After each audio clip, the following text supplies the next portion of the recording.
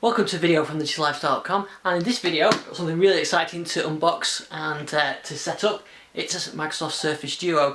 I'm a bit late to the party with this. Some other people have had these already, and that's because it's not available in the UK. I managed to get hold of one and get one here into the UK. So in this video I'm going to unbox it, do the very initial setup so I can start testing it, and then I'm going to come back and do a video when I've started to more time with it until I play with it. So this is the first sort of initial unboxing side of things. Okay, so pull the tab, which is a nice change. Normally I faff around opening these things, but anyway, let's get into the box.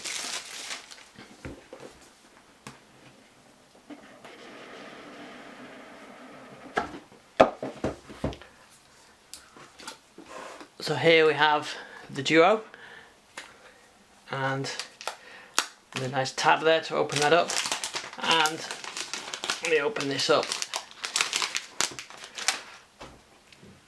So first of all, it feels incredibly slim, light, and that close, I don't know if I can really pick that up on the video.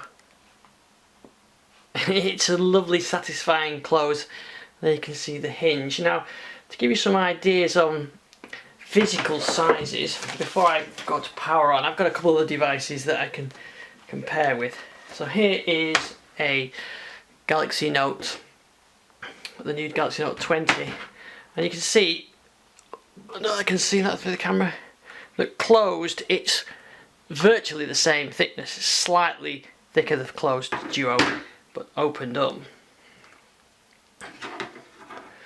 you can see the difference there. You can see how thin it is, and in fact if you take into account the camera bump, you can see really how thin it is.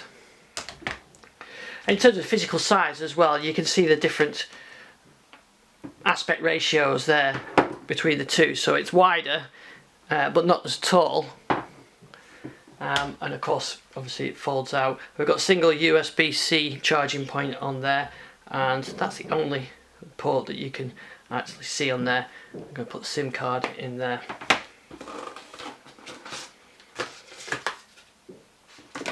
So in here is the bumper, which I shall fit on shortly. So this is the bumper that protects it on both sides, so I shall come back to that. Some documentation and a charger, and of course the charger is not going to be any suitable for me because USB-C charger, no good for me because it's an American plug, but I've got plenty of USB-C chargers, so that's not going to be an issue. So I've also got a USB-C cable in the box there.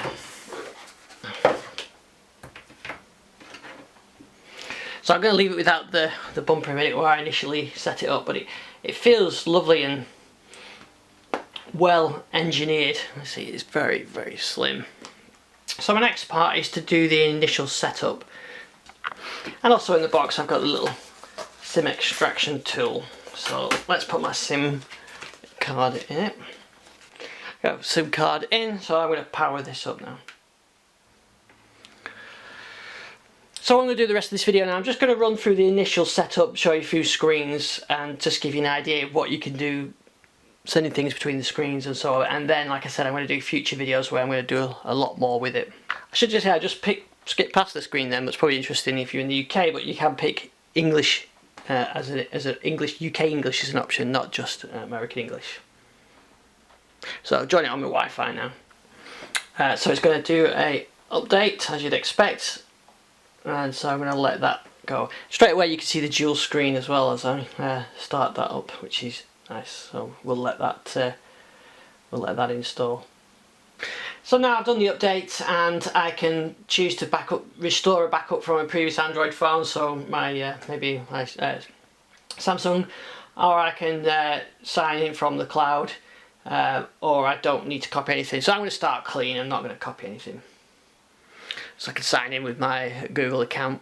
So the difference with a normal Android phone is, and now after I've done my Android sign in with a Microsoft account, it normally would be done on the Samsung where you sign in with the Samsung account. So let me sign in with that. So I'll just sync everything up with my OneDrive.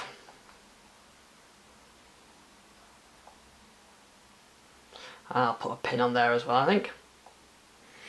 And I can do the fingerprint reader, which is here on the side here, so I can add a thumb, so I might as well do that.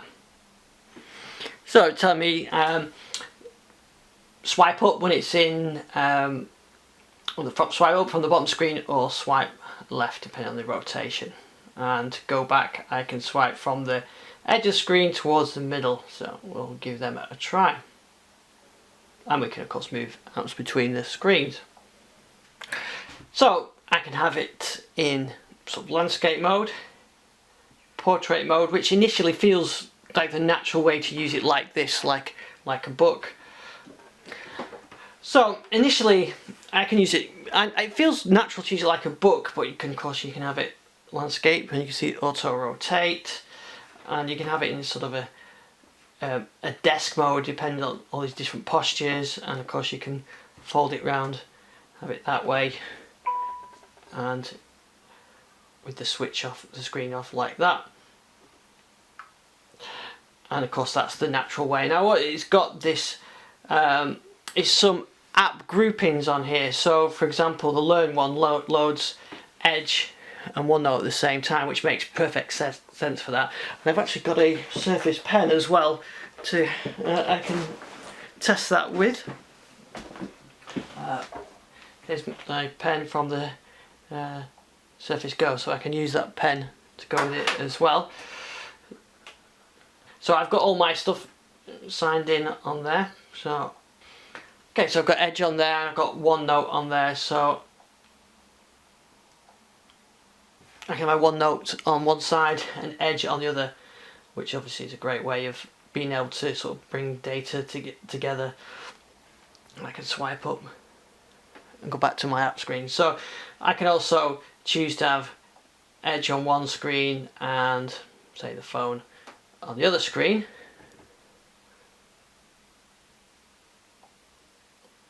So the Edge on one screen, sort of messages on the other screen, and I can do them split ways like that, and of course I can do single screen as well. So this is going to take some time to play with now, where I get used to this idea with the dual screens, and I can report back on future videos. And there's all the app folders in there. So all the Microsoft applications are installed as you expect. The Google applications are on there as well. So immediately I've got access to my email and everything else.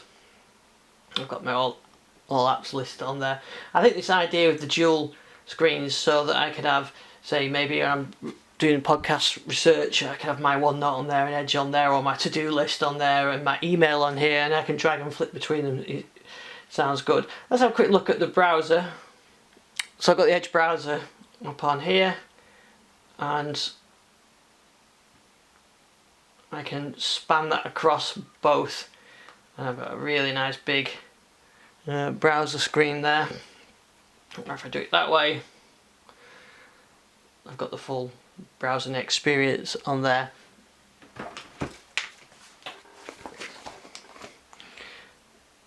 And if you see, it's not that much smaller than something like, I've got a Surface Go there. It's not that much smaller than a Surface Go, but of course when you're on the go you can fold this and put it in your pocket. So I can put it onto one side like that and stick my email on the other side. So my plan now is to get this all set up and report back on the next video. I'm going to obviously play around with it. So that's my initial unboxing and first play. I guess I should put the bumper on before I drop it. Have a play around with it, and on the next video we'll have a look at how it works and how you can get the Android apps side by side and that kind of thing. So thanks for watching this video, and look out for more.